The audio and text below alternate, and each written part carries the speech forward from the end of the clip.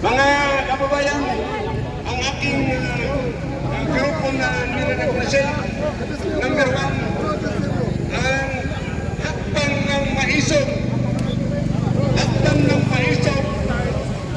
ng Lanao, ng Maranao, ng Lanao del Norte. Sa Lanao del Norte, gumawa po kami ng manifesto. Gumawa kami ng manifesto na ang lahat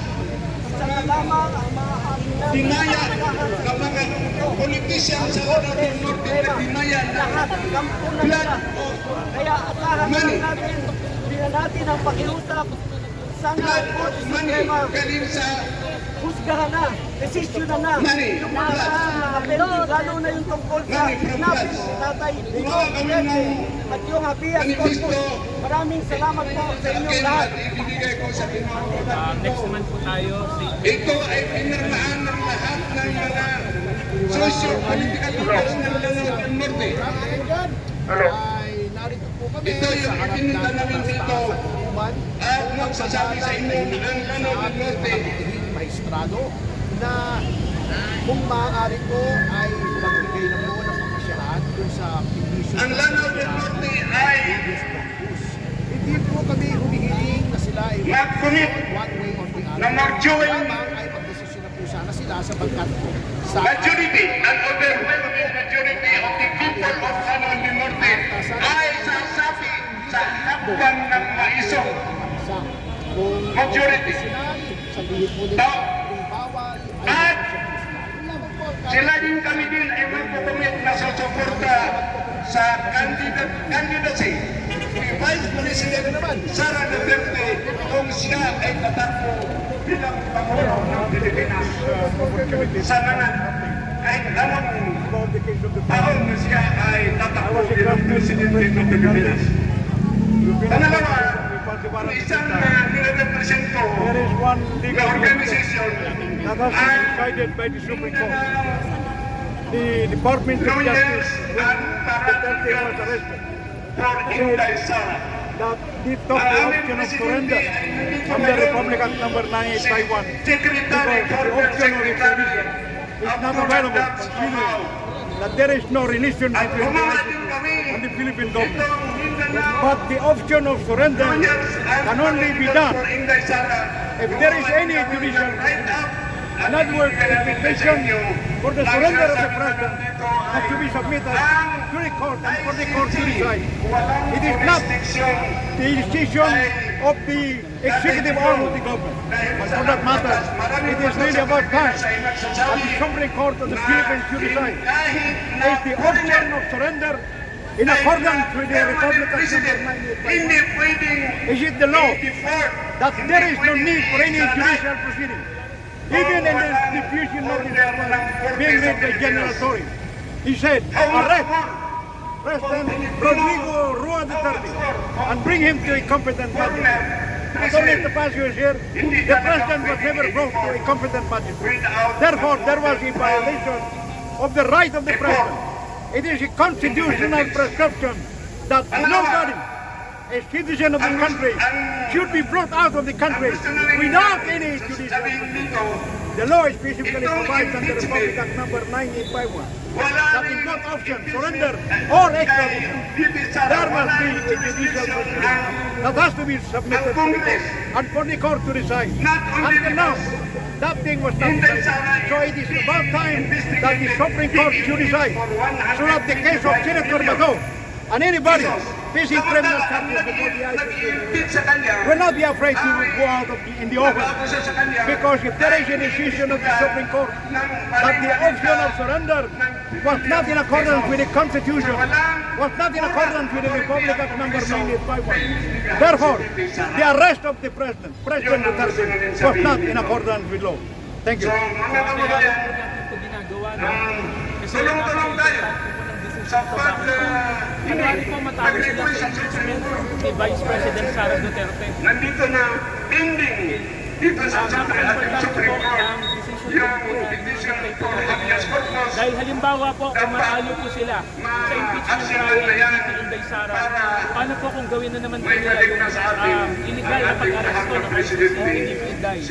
Ito pong pag-arrest, ito po yung decision ng Court Suprema ay ang ating magiging basis. So, salamat sa inyo. Nakakagulo na sa Senado. At sana po, Hindi ko na sabihin ilabas po nila. Kita nyo nga yung tarpaulin namin ngayon.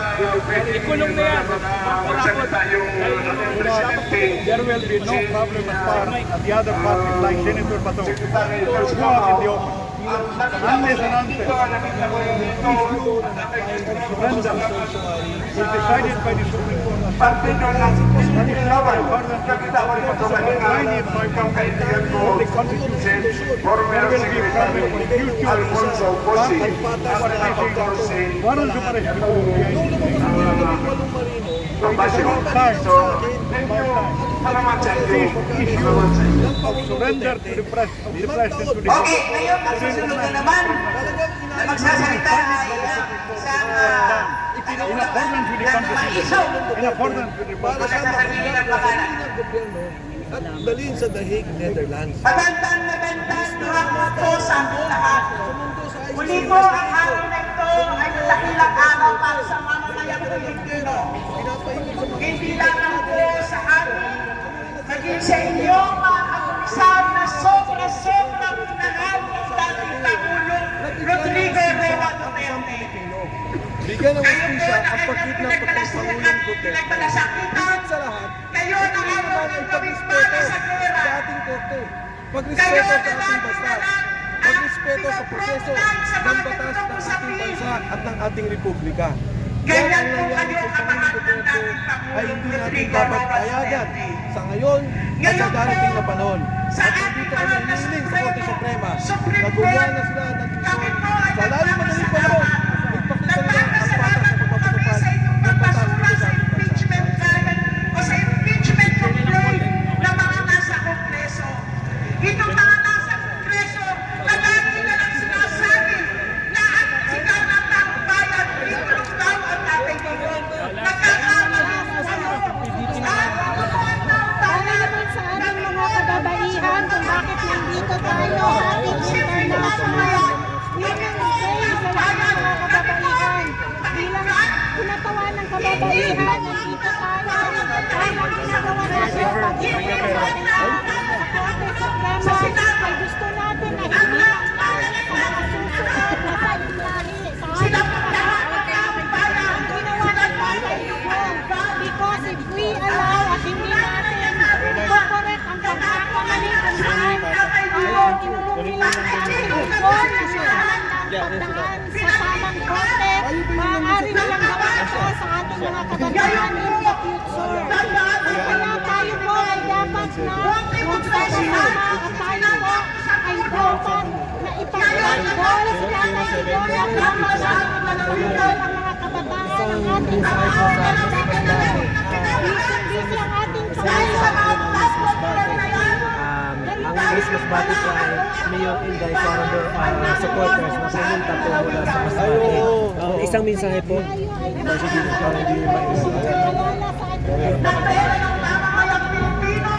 Sa Miss Masbate, sa lahat ng tumutulong sa atin, sa lahat ng mga Pilipinos para malaman ang katotohanan at itigil ang korupsyon, sa lahat po na sumusuporta kay Inday Sara Duterte, sa inyo po lahat, mabuhay po Miss Masbate at tulong-tulong at sama-sama tayo. Salamat po. Thank you Dapat pupunta ako sa inyo nun eh. Oo nga po.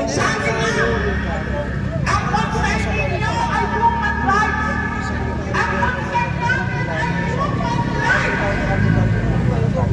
Yun ang sinisigaw namin. Sabi nga ni Presidente Nelson Mandela, hindi raw kayang tumbasan ng anumang halaga kahit isang minuto ng paghakulong.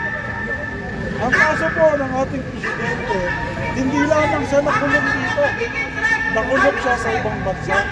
Ngayon, ano po ba ang ating hinihintay sa kataas-taasang hukuman? Ang magbigay na po ng desisyon sa mga kasong inihayin sa kanila. Nang sa ganon, malalaman natin kung ano ang mga susunod natin hakbang. I'm speaking here not to tackle the issues involving the case, but rather asking the Supreme Court. Sapagkat naniniwala po ako na ang kataas-taasang hukuman lamang ang makakapagbigay ng liwanag. Nang sa gano'n, sa mga susunod na pagkakataon, alam natin kung ano ang ating susunod na gagawin. So, kapag akakulong po ni Presidente Duterte, naniniwala ako na kinakailangan umaksina ang Supreme Court. Nang sa gano'n, ang mamayang Pilipino, malaman nila kung tama ba o mali ang ginawa ng ating pamahalaan. Gawin lang po. Maraming salamat sa inyo lahat. Pero bakit naman mahirap? Sa PSU. Ganun po ang nangyayari sa atin. Ang ating kalisugan, at dati na lang sinasabi nila, ay ililibre. Ang ating naman nila sa PhilHealth. Siniro bakit ang PhilHealth? Ano ang ginawa nila sa PhilHealth? Tinakaw nila ang pera ng PhilHealth.